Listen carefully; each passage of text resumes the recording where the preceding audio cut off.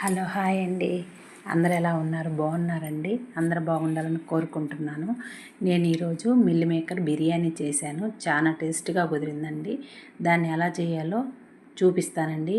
నేను చేసిన స్టైల్లో కానీ మిల్ మేకర్ బిర్యానీ కానీ చేసుకుంటే చాలా టేస్ట్గా కుదురుద్దండి. అచ్చం మటను బిర్యానీ లాగే ఉంటుందండి మిల్ మేకర్ బిర్యానీ. ఎలా చేయాలో చూపిస్తారండి. నేను 2 కప్పులు బాస్మతి రైస్ తీసుకున్నానండి. 2 కప్పులు బాస్మతి రైసు మినిమం 1 గంట అయినా నానబెట్టుకోవాలండి. నీళ్లు పోసుకొని పక్కన పెట్టేసుకోవాలా. తర్వాత మిల్ మేకర్ తీసుకున్నానండి. 2 కప్పులు బాస్మతి రైస్ తీసుకున్నాను. 1 కప్పు మిల్ మేకర్ తీసుకున్నానండి. మిల్ మేకర్ ఇలాగా ముందు ఉడకబెట్టుకోవాలండి. ఒక 5 నిమిషాలు ఉడకబెట్టుకొని నీళ్ళు మొత్తం పిండేసుకోవాలా. తర్వాత ఒక గిన్నెలో వేసుకొని ఒక బాండట్లో ఉప్పు, కారము, కొద్దిగా పసుపు, కొద్దిగా గరం మసాలా పొడి, కొంచెం ధనియాల పొడి, కొంచెం బిర్యానీ మసాలా వేసి కొద్దిగా అల్లం పేస్టు, 2 పచ్చిమిరపకాయలు వేసుకొని కొద్దిగా నూనె వేసుకొని కొంచెం ఒక 2 టీ స్పూన్లు పెరుగు కూడా వేసానండి. పెరుగు వేసేసి మొత్తం కలిపేసుకోవాలా. దీంట్లోనే కొంచెం కొత్తిమీర కూడా వేసుకుందామండి. బాగా కలిపేసి ఒక అర్ధగంట పక్కన పెట్టుకోవాలండి. ఇది ఈ లోపల ఏరే ప్రాసెస్ చూసేద్దాము. బాగా కలుపుకోవాలండి. మిల్ మేకర్స్కి కలిపి అలా మిల్ మేకరు పెరుగు మొత్తం పీల్చేసుకుంటుందండి. ఇందాక మనం పిండి వేసాం కదా, నీళ్ళు మొత్తం మిల్ మేకరు మసాలా మొత్తం బాగా పీల్చేసుకుంటుంది.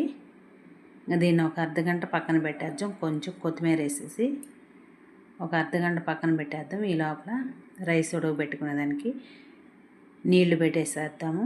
ఈ లోపల తాలింపు కూడా వేసుకుందాము. ఒక గిన్నె తీసుకొని ఒక 4 టేబుల్ స్పూన్లు నూనె, ఒక 2 టేబుల్ స్పూన్లు నెయ్యి వేసాను. నెయ్యి వేస్తే ఈ బిర్యానీ టేస్ట్ బాగొచ్చుద్దండి. ఇంకా మసాలా మొత్తం వేసండి. చెక్క, లవంగాలు, యాలకులు, బిర్యానీ ఆకు వేసేసి కొంచెం వేగినాక ఒక పెద్ద ఉల్లిపాయ వేసేసాను.